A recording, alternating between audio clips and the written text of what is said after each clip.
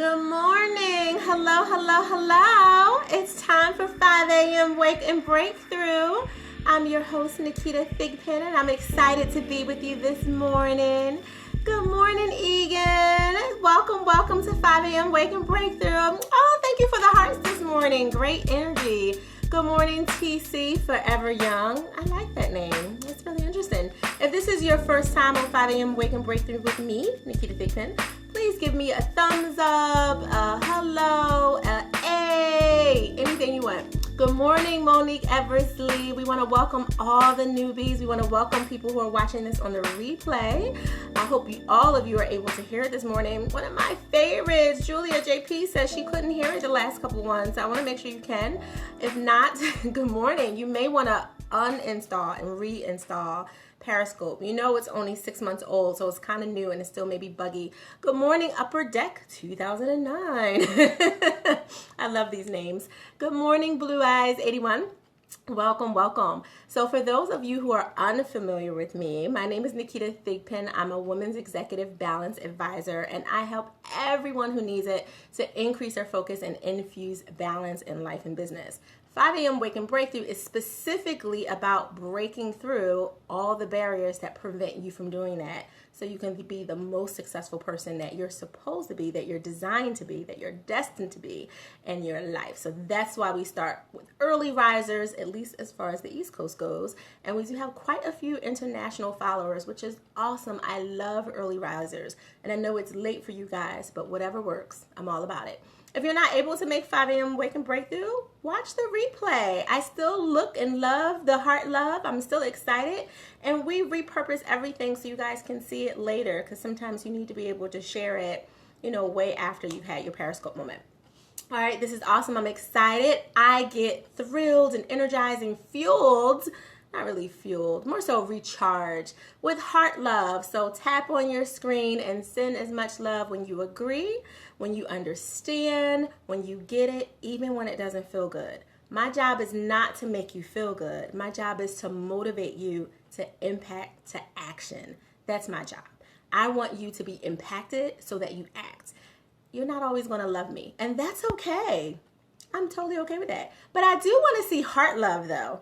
I do like to see that. So I'm a little selfish with that, because that keeps me like flowing and going and energized. Well, welcome. I'm excited you guys are here. I usually take at least 1 to 2 minutes to welcome everyone, and then I'll engage with you a little bit throughout, because we want to stay super focused, and I leave time at the end if you have any questions here or on Facebook in the Breathe Room, or on Instagram or Twitter, wherever you want to play. I'm on almost all the social media platforms, so feel free. We've been talking about balancing from the inside out all week. I mean, we just started yesterday because we had Labor Day off, which was awesome for all of you to reconnect with family. But today, did y'all see the title? Do y'all read the title? I have questions about this. Sometimes I think I do all these emojis and heart love things, and I'm not really sure that y'all read it. Good morning, Shakira Moi. I know that means a makeup artist. That's awesome. Good morning, Fresh Joyce. We love Joyce. We love her so much. I'm so excited for our upcoming lunch date thing that we're trying to plan and get together, because she's on the other side of the Philadelphia line, so it's a little bit of a distance, but I'm excited. Aw, good morning. Making me smile. I love it. Early. And feel free, of course, to talk to each other. Lots of you are scopers, and you should share and join and follow each other. Not everyone is going to have you get up at 3:45 so you can be here for 5 a.m. Not everyone's going to do that. So talking about balancing from the inside out, this morning, I want to talk about things that are not your problem. Those other things that are throwing you off balance. We talked about vertigo yesterday. Remember I sang to you?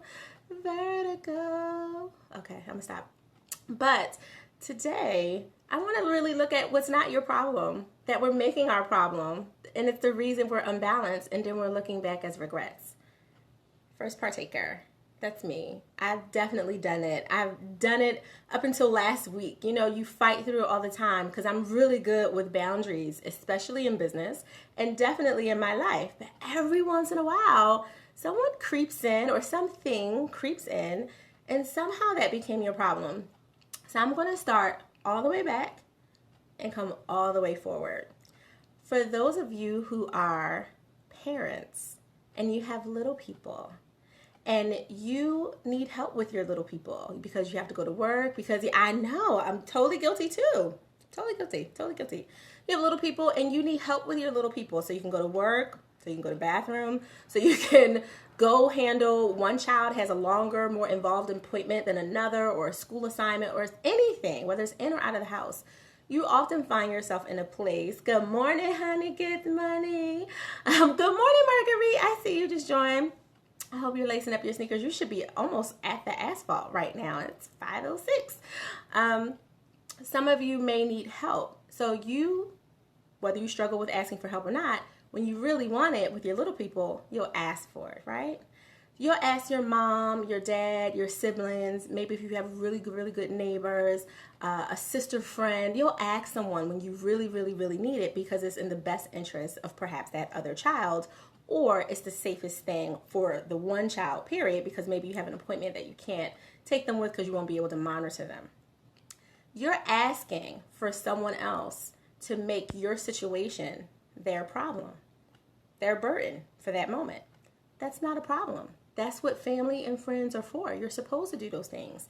And since you ask, they should be able to ask at another time for another situation for your help with something. And you shouldn't put up a barrier that says, oh, well, I have the kids, so I can't do that. No. Doesn't work one way. You have to be willing. If someone's willing to extend themselves, to add your kids to their roster of kids, to add your kids to their life when they don't have kids, for them to reschedule their pause, it doesn't matter what they were doing. I don't care if they're stay-at-home, retired, at home, laying on their couch, eating cheese and bonbons all day. Do people still eat bonbons? It doesn't matter. That's not the point.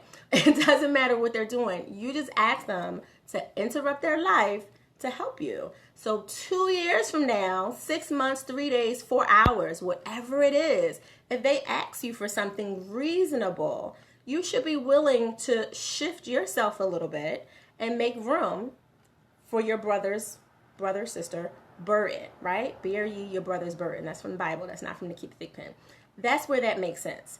Where it doesn't make sense, where things don't become their problem or your problem, is when people are purging and vomiting their situations onto you, seeping and attaching like almost like a leech onto that little compassionate place that you have.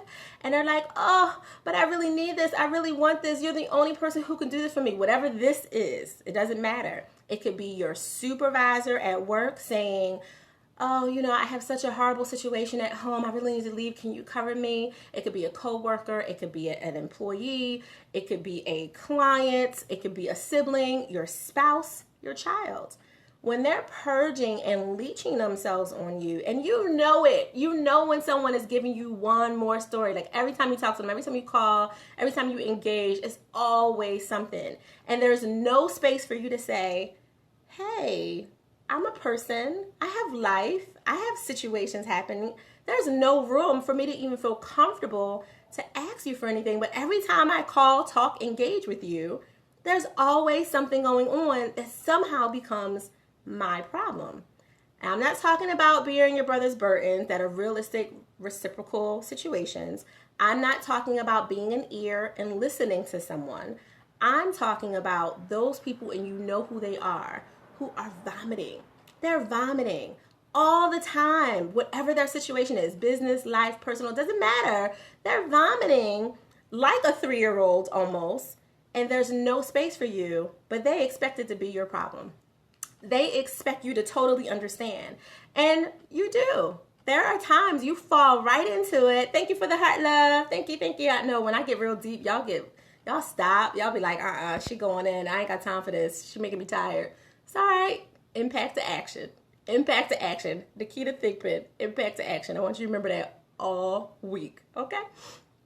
But when that person is doing it and you fall into it, you go and you're like, okay, this is not a typical helping situation. This is not a typical bearing my brother's burden situation. This is not a typical being a sister friend just listening, because we all have responsibility to do that in every area of our life, period. You have to be available for people.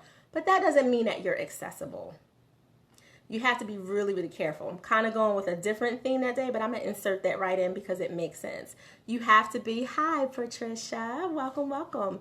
You have to make sure that you are taking care of you so that you are balanced. You're not going to be balanced if you're always covering your supervisor or your coworker's shift, or you're coming in early so that you can let them vomit on you, and then you're walking around your entire day with that. Or your neighbor, you're coming home from your long day of work and y'all have this neighborly love thing that y'all got going on, and you think it feels so good because you're like, oh, it's awesome, I know my neighbors. But every time you get out the car and you unpack your kids, unpack your groceries, here come the neighbor. Oh, let me tell you about John. This situation, you're like, dang, you don't even know what, I could have just came from the highway having an accident. It's okay saying no, absolutely. Not only do you have to say no, sometimes you don't need to be accessible, which makes that no just a little bit easier. Maybe don't come in 15 minutes earlier to have coffee with the person who you know is just vomiting. Are you a Perry girl? No, I'm not a Perry girl. I'm not a Perry girl yet. I'm thinking about it. I'm still pretty new to Periscope, so I'm still trying to figure out all the differentiations and all the tribes and everything. No, it's all right, Patricia. I understood what you meant. I'm still looking. Oh, thank you, Patricia. I'll look at it. I have to look at like the benefits and go to the websites and all that stuff. I'm really, really careful with everything, but I'm going to check it out. Thank you for reminding me of that. It's always good to be reminded. If you guys don't know, it's like hashtag Paragirl, hashtag Tag Tribes. It's all these different communities within the Periscope that I'm still learning. I'm still growing with this. This is still new to me, so bear with me, y'all. Thank you, Patricia. I'll definitely check it up. Paragirl.com. I appreciate you.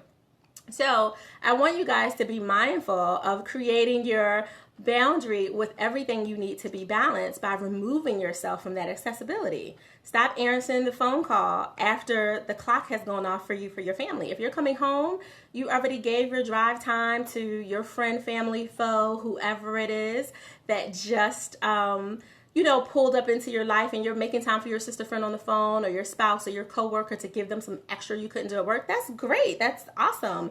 Do that. But when you get home, shut it off. No more phone calls from this person who you know is making it your problem.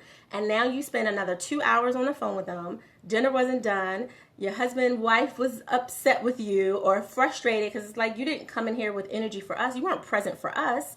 And then you got off the phone drained. You don't have anything left to give. Your bedtime got pushed back. Your downtime that you could have had for yourself, your own permission to pause, is totally taken because you just gave it to someone else. And again, I'm not saying don't be available for people at certain times, but don't always be accessible. Let them work it out, right? John's upset. Let John be upset. He needs some time to kind of sit with that and deal with that. You don't have to go rescue everyone. Okay? You don't even have to pretend that you can rescue anyone. That's not your position, unless that is your position. Now, if that's your gift and that's your purpose, then you have to look at that and see how you can refuel. But if that's not your gift and that's not your purpose, you got to be really careful, because now you're totally off balance from the inside out. Now you're vomiting on your safe people. I can't believe I spent 4 hours, 3 hours, 30 extra minutes, 2 days and 20 seconds with this person, and I called them and asked them to simply do something that they said they would do for me 6 months ago. And now they're acting like they don't know what I'm talking about. Or they don't have time. Or the same thing that they wanted help with. I'm just using kids. That's why I said I'm going all the way back. Just because, that's usually the position you're in when you actually ask for help. You're welcome. When you ask for these things, they wanted you to watch their kids every day 6 months ago. Make room. And I'm just using kids. That's just an example. But now that you've asked them for something that they promised to give, sometimes they even volunteered, they don't, no problem, Patricia. They don't know what you're talking about. They don't have time. Oh, it's my kids. It's my time. It's my life. I'm caregiving. I'm working on all these great things. I'm doing this amazing other thing. I'm sorry, I don't have time. I'm focused on building my business. Like, didn't I pause mine to help you? Didn't I give you extra from what I'm doing? I took off a day of work to help you. I did these amazing things to help you. I wasn't doing it to get anything back, but you said you would do this, and now you got me chasing it. That's another Periscope. I won't even go there. You have to be mindful of what is in your life that you've allowed to become your problem from other people, not their burdens, not you being available, but because you're overly accessible. And now you're off balance and you're looking around trying to figure out why. Was that a lot? That was a lot. Thank you. That was a lot. I know. I hope you all enjoy the balance of your day, because I know that was a lot. Watch it again on the replay. Share it. Love it. Listen to it again. Go back and watch it on YouTube on Thick Pro Media tomorrow in between your Balance Beam podcast, okay? Go and do all that. I'm telling you, you have to. You're off balance because you allow other people's problems to become yours. I just wanted to point that out. I'm allowing you to seep this into your spirit. Let it resonate with you. Let it go with you today. It's going to be with me today because I know, first partaker, I only know because I go through it myself, and I'm constantly looking at, is this something that is happening just because I was accessible? Are they only giving me this problem because I'm accessible? Versus it being something where my giftings, my skills, my talents can show up and help with, and you'll know the difference because you won't feel depleted. You won't regret it if it's something that's supposed to happen versus something that you're allowing to happen. No is a powerful word. It's an amazing word, and it's a great thing to use in moderation, proportionate to what you're supposed to. And if you use it correctly, it will help you become more balanced. You guys have a great day. I enjoyed all of this moment with sharing my life with you, and I will see you tomorrow at 5 a.m. Have an amazing, amazing, amazing day, not full of other people's problems. Enjoy.